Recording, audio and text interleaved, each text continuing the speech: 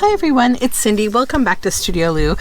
So I'm back today with The Wander with Beatrix Potter, these Beatrix Potter books that I'm working on. I did a little bit of work on them yesterday and this morning. So I have done a little more on the plate for this front book. I felt like the brown around the edges was a little bland. So I did some stenciling of this leafy pattern in a couple of colors and added some gold dots around, and I'm much happier with that. The other thing I did this morning was I stitched on the fabric tabs across, and then I made some little fun little tabs from one of these pages, or well, two of them actually, one for each book, using these little critters. So these are fun little tabs that I made to go through the book. They're kind of similar to the bird button tabs that I made for the last bird book that I made, if you watched that video. Here, and I added some fabric and some threads and such, and they're just these scrappy little fun tabs, and I quite enjoyed making them. So yeah, we've got some tabs in there. Some will be inside, visible only, some will hang out a little bit. So that is what I did with that book. Then, I don't know what else I did. Did I do anything else really? Not a whole lot. Then I did do a little bit more fussy cutting, and I came across this book that I've had for quite some time now. It's called Four Little Bunnies, and I think it fits really well into the theme with Beatrix Potter. It's a lovely old book, photographs by Harry Whittier Fries. This is Rand McNally and Company, OGs. So we are MCM XXXV. So is that 1935, I think? Yeah, I think so, 35. So yeah, this is a lovely old book, dedicated to all the little bunnies who posed for the pictures in this book.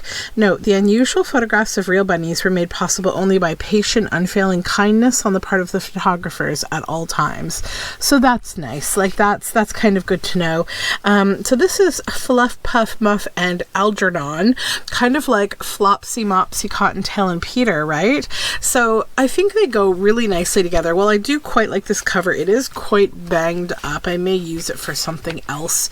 And I think I want to make some maybe postcards for Beatrix, and some journal cards and things with this today. So I'll get into the little celebration of Beatrix Potter stories today. We'll start out with that. This beautiful image. This is Laura Vaccaro Seeger. The tales of Peter Rabbit were childhood favorites of mine, and though like many children I related to the mischievous Peter and his adventurous, impetuous nature, my favorite character was old Mrs. Rabbit.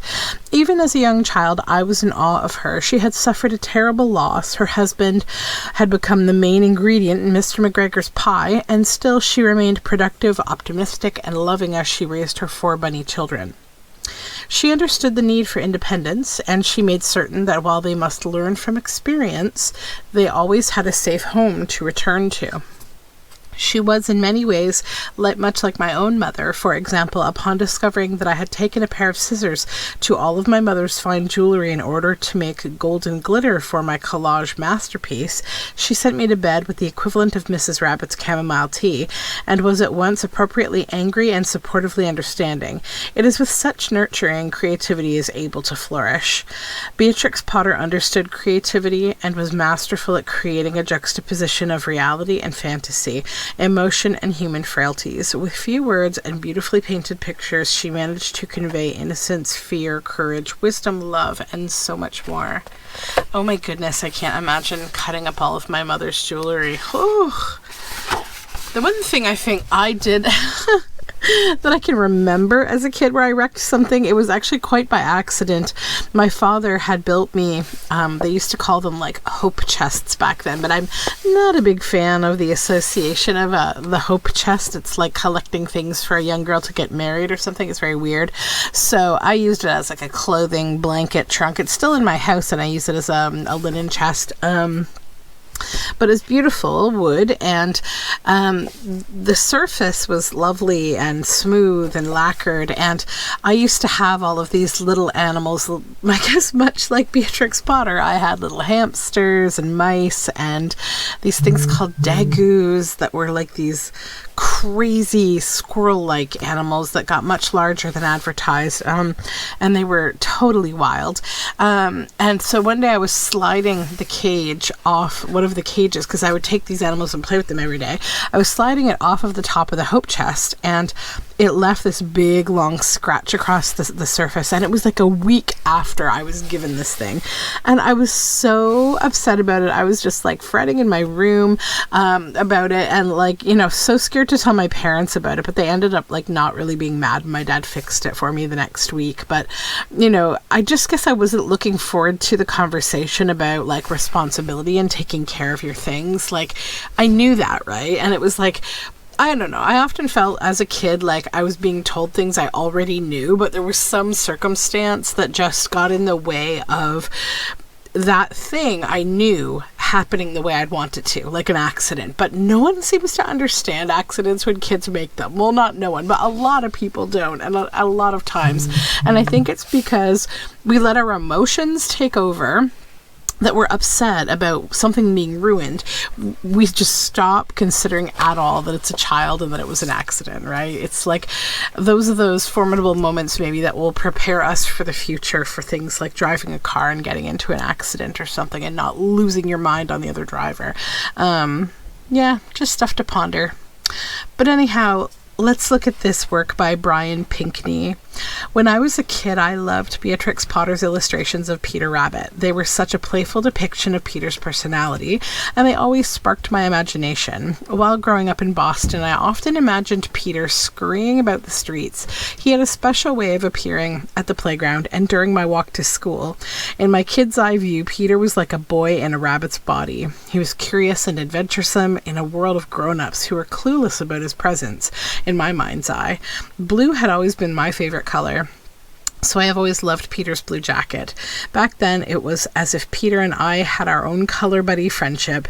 Now, as an adult, I imagine Peter Rabbit scurrying around having a ball in Clinton Hill, Brooklyn, where I live. So it's quite a Peter Rabbit day, and that is because we're getting into that section of the book that we're using. So let's see where we go from here. We read this yesterday. We went through it yesterday. So now we're into the original Peter Rabbit. We're moving into the section of life where this magic little bunny got this whole thing started. Beatrix Potter and her brother kept several pets in their schoolroom: rabbits, mice, birds, a bat, a frog, lizards, a terrapin, even a snake.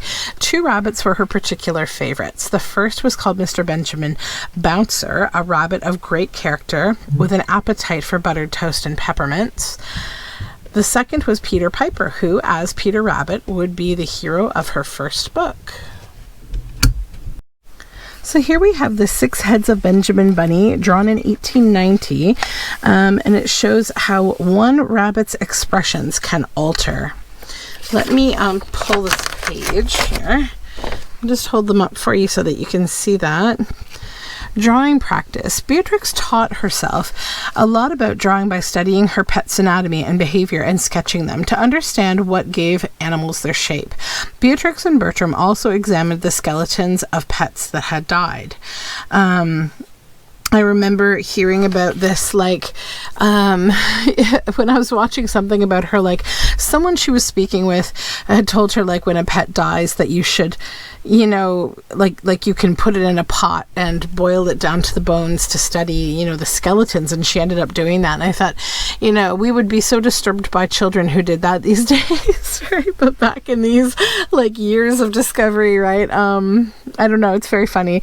I think, like, I had a certain amount of that that curiosity, morbid curiosity myself as a child. I came across one day, I mean, it was innocent, but it was also awful.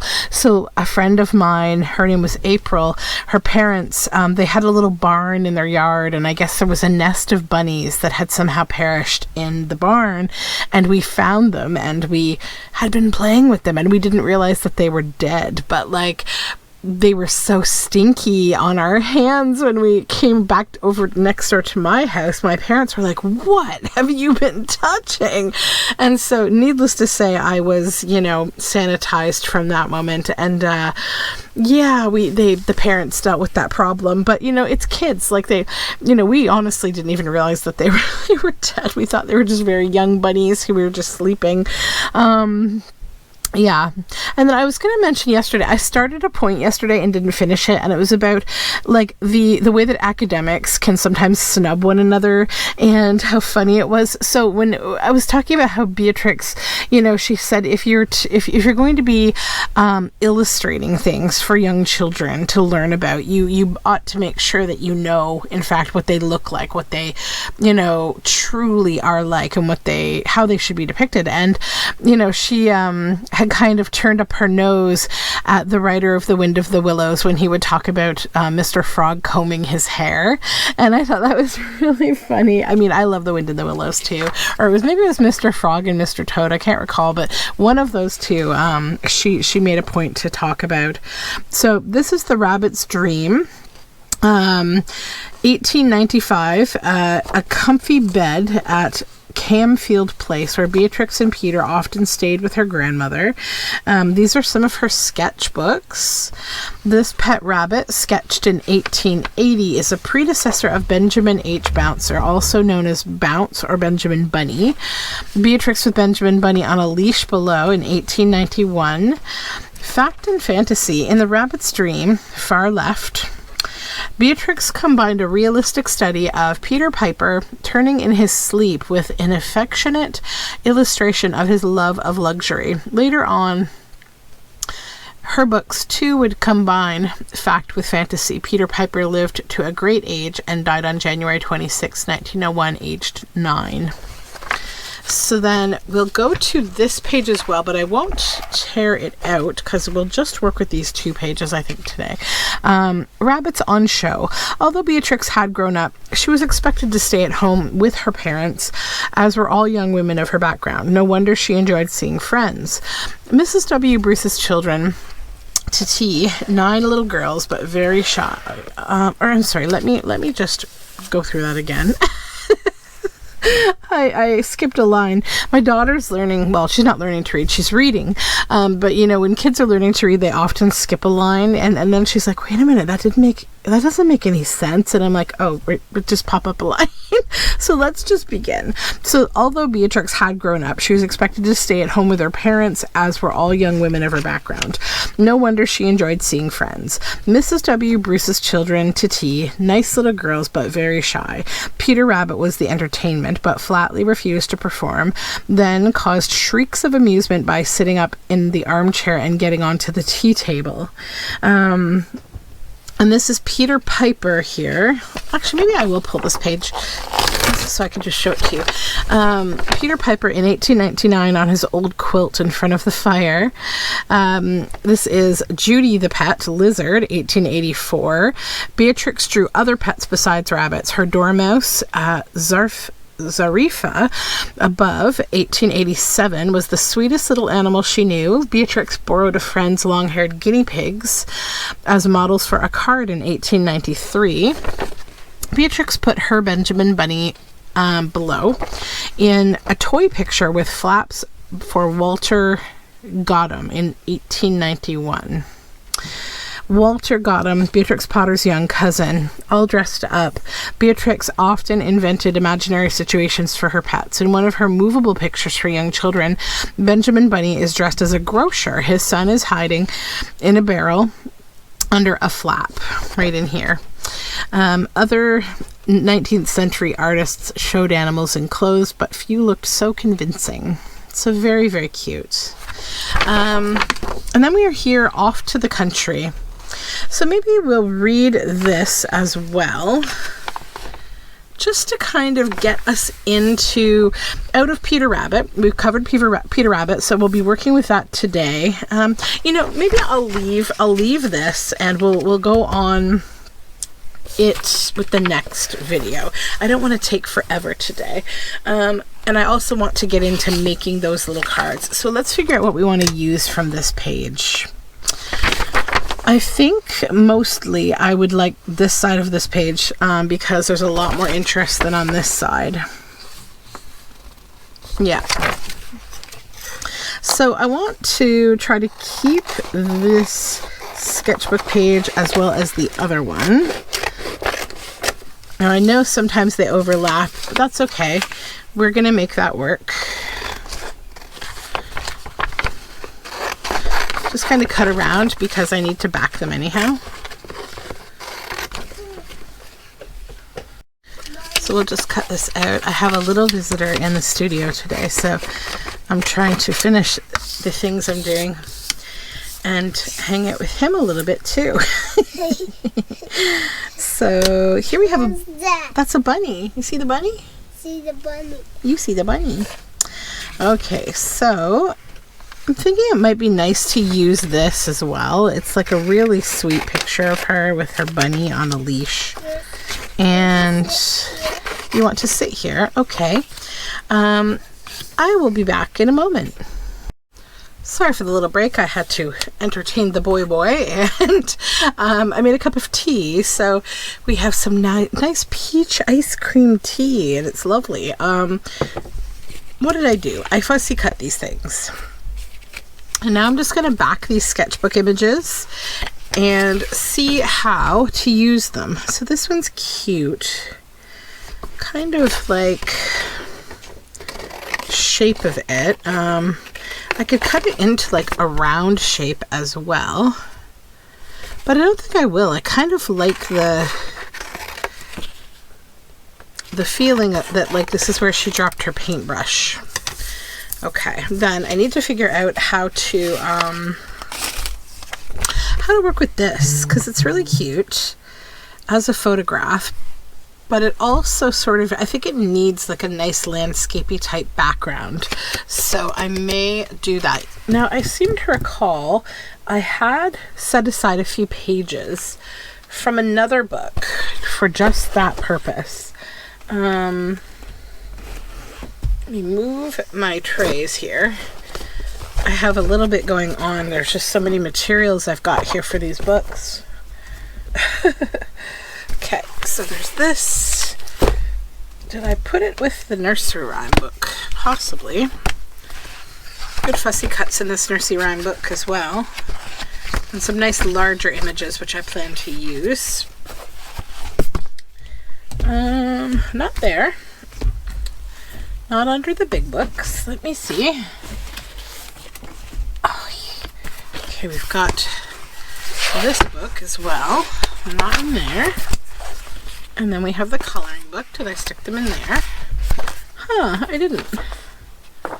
Maybe I didn't keep any aside. That's okay. I've got more. I've got more always. Let's put these back.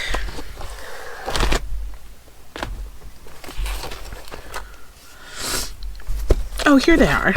They're all in here. So I took apart a book of things that I thought I would use for this.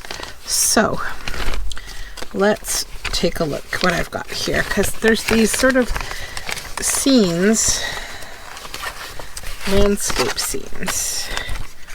Okay. So yes, she could be quite lovely cut out here on one of these. Oh, I think maybe this one is perfect. Yeah, let's go with that one. This one will be nice when we get into her shepherding kind of years, right? So let's fussy cut this out.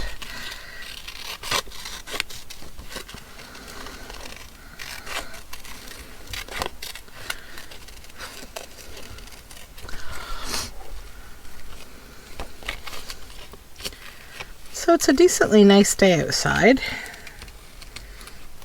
For Earth Day, we had a lovely walk and we did some cleanup at our local ecology center. I was pulling out old black-eyed Susan plants that were next to these black raspberry bushes, and oh my goodness, those black raspberry bushes are so sharp and thorny.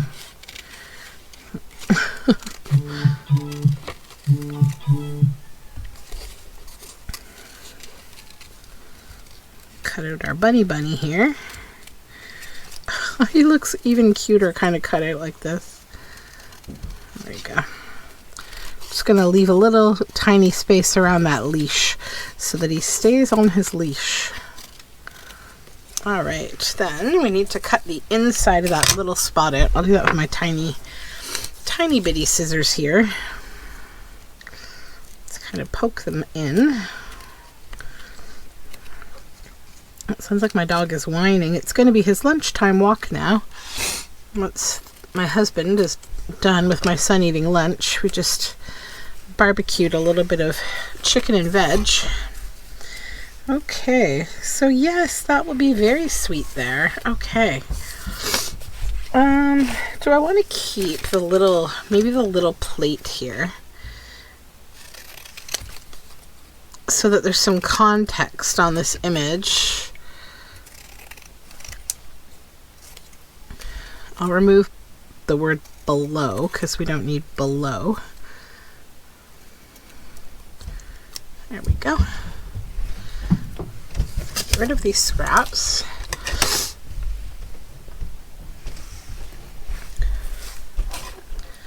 My daughter's doing another Earth Day cleanup tonight with her beaver friends. They're doing a nice, beautiful path. It doesn't get a lot of attention because it's kind of, I don't know, it's a path, it's a hiking path, but it's also a little off the beaten path, and so not a lot of people do garbage cleanup there. Oh, I didn't notice this lady who's sitting right here. We'll need to cover her or cut her off. She really fades into the background. That's funny. So that means I'd have to put them,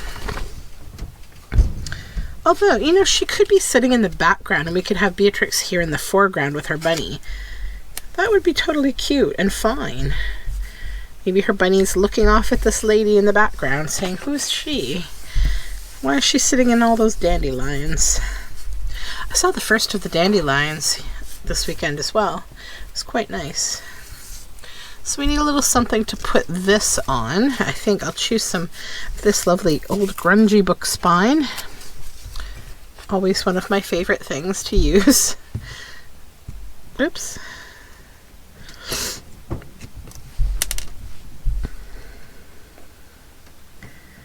Okay.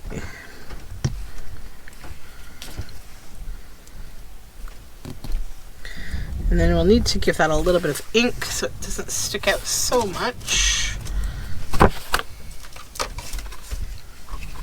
Maybe a bit of green ink, I don't know.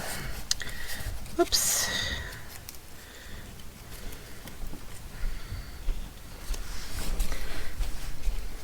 Maybe brown.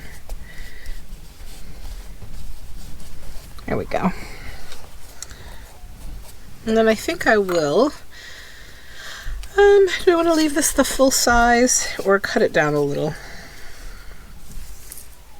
I'll leave it the full size, and I'll put this up at the top.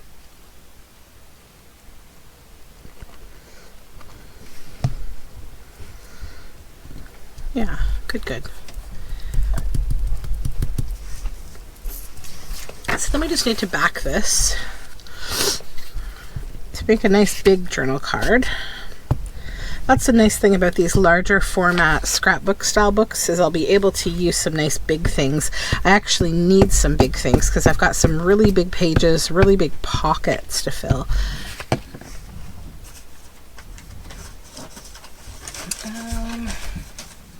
Back this with some of this paper. This is some card that has been drawn on with my kids.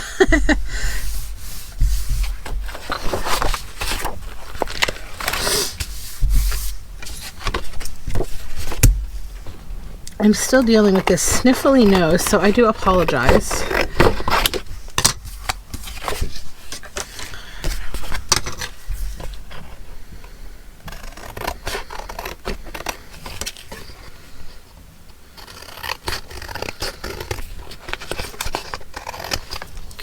Okay.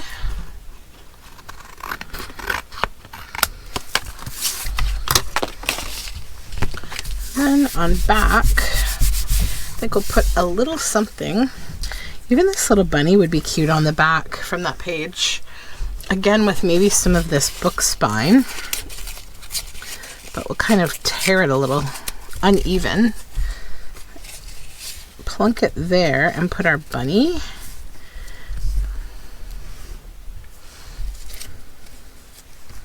Maybe on the top, yeah, and we need to ink the bunny a little bit. Oops. Here's my paintbrush.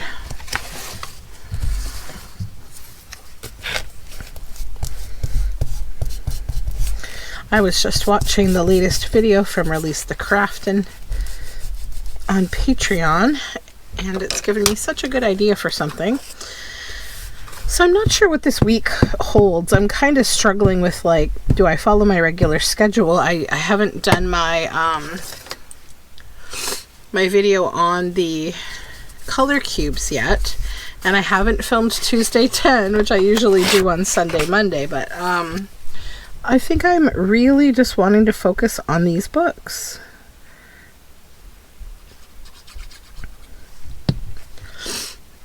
And hopefully y'all will forgive me for not following the program this week, as I sometimes don't. I usually do, but you've got to follow your heart sometimes, I think, you know? Just work on what will inspire you.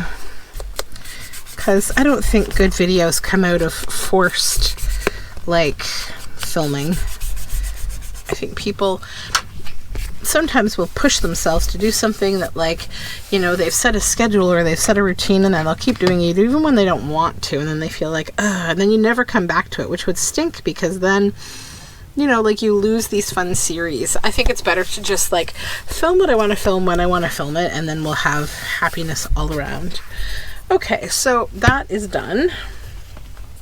Let me see if I can just put that right in one of the books. That might be great if I can.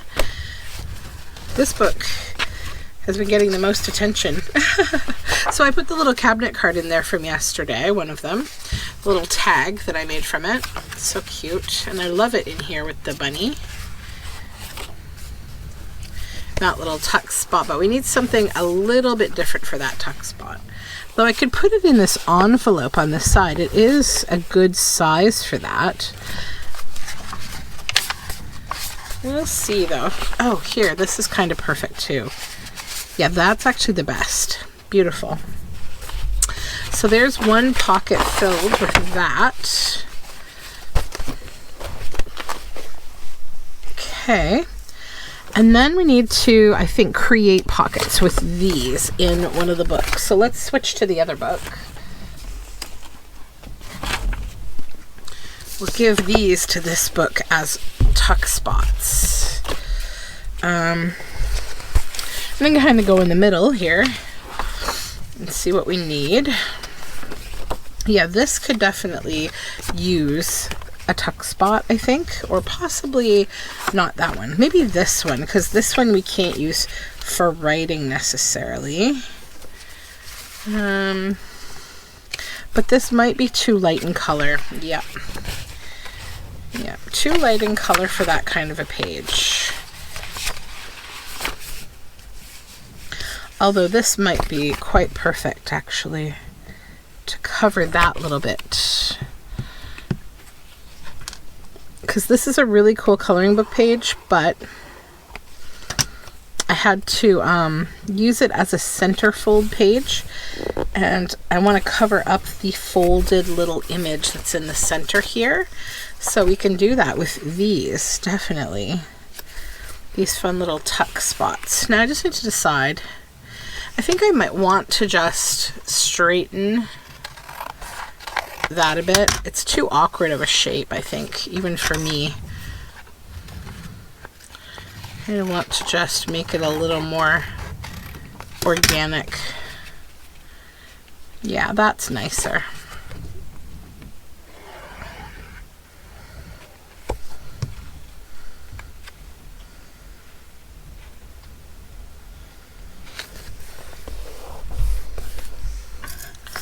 I've been doing these deep dives on a couple of artists lately, as I've been also taking in a lot of Beatrix Potter.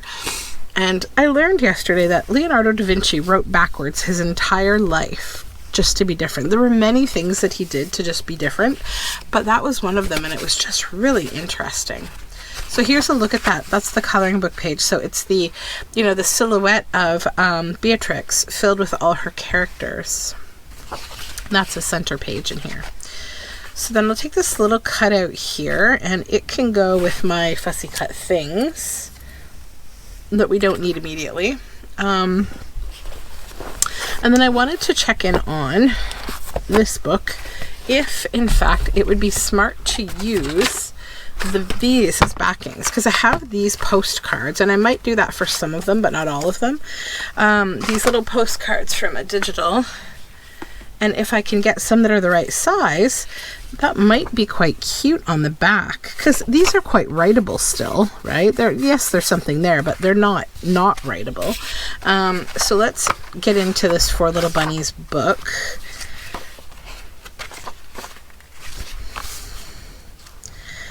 We'll start with this one.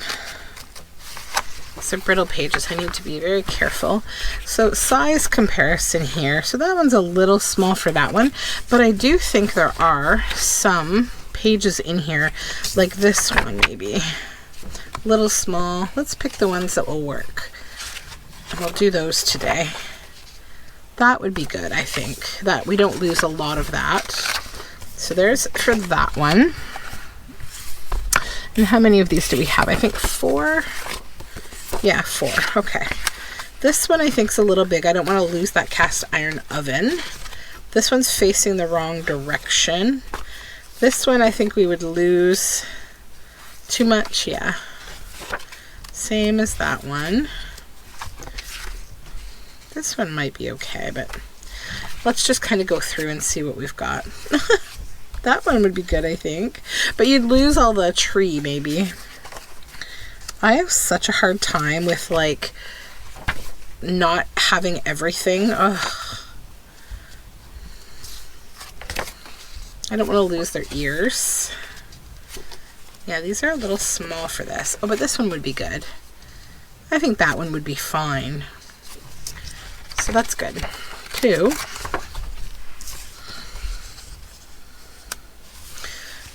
That one would be good too. 3.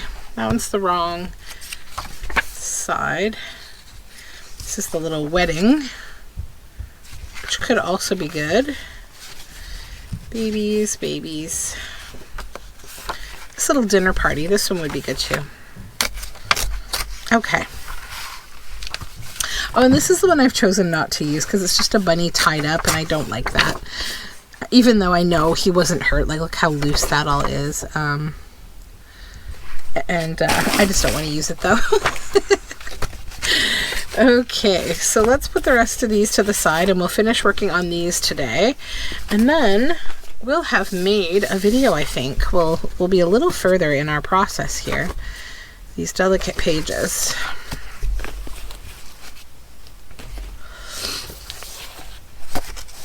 So we'll start just by gluing the back of these. And this paper is going to stick very well to it because it's quite thin and brittle. And it's going to say, glue! Because these brittle pages love to drink glue when you glue them down. Okay. I think I need to lift this a little bit because I didn't get it all the way on. Oh, yeah. Yep, there we go. That's better. Ever so slightly. Yeah, that's good. So we'll cut around here. Maybe I'll do this with the trimmer, actually. Be easier to get it straight.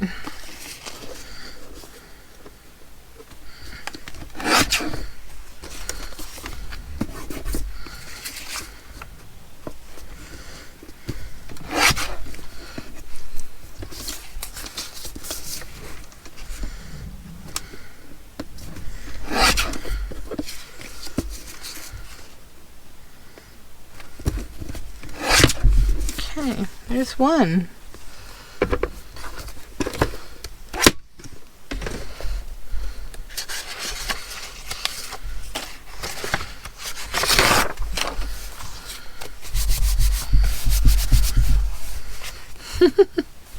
So adorable.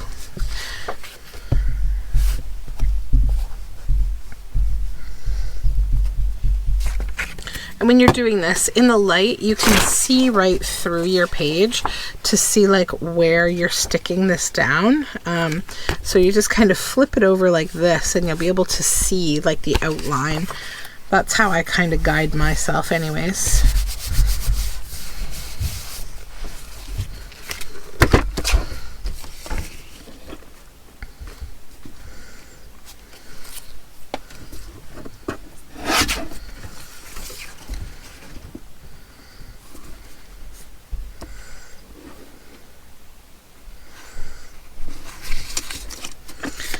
One second here.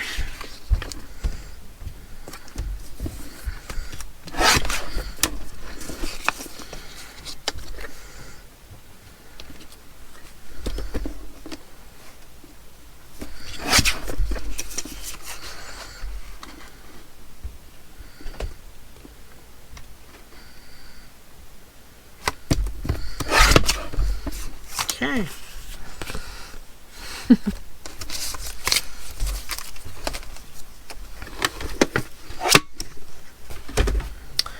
All right, this one.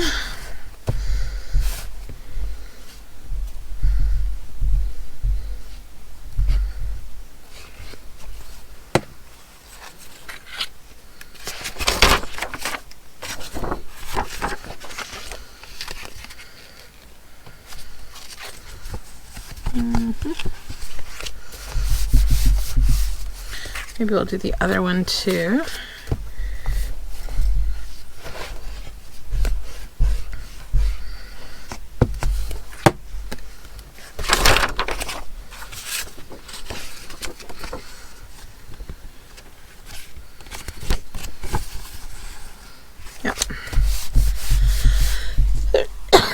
Excuse me.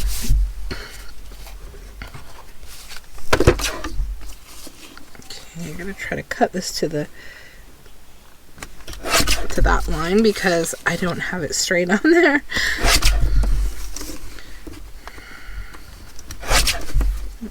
Okay.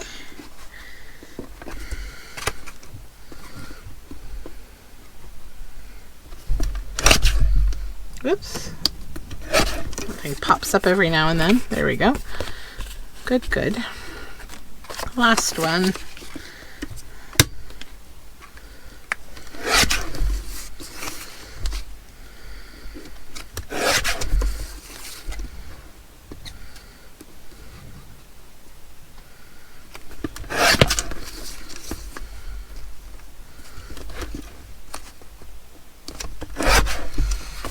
Okay. So I went to see the Ghostbusters movie with my daughter last night, and it was a lot of fun. It was a good movie. I really enjoyed it. A nice modern Ghostbusters. Okay, there we go. Those 4 are done. They're very cute. And then I'm not sure if I want to maybe round the corners a little bit. I think I might just do that with my sanding block to just kind of give them a little bit of a slightly different look. You see how nice that makes the corner? It just kind of, you know, sands off the sharp edge.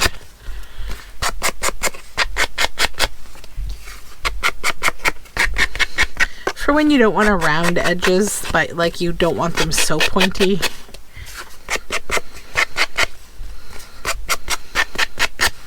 Okay. So cute. These would actually make a really sweet waterfall too. Wanted to do waterfall cards with them, you could. Okay, so that's what we're going to make for today. I think that I will move on now to doing some other stuff, and then I'll be back for the next video. I may do some of these videos only on my Patreon, just because, yeah, that's what I do sometimes. So I will talk to you all next time. I hope you're having a wonderful day, and take care. Bye for now.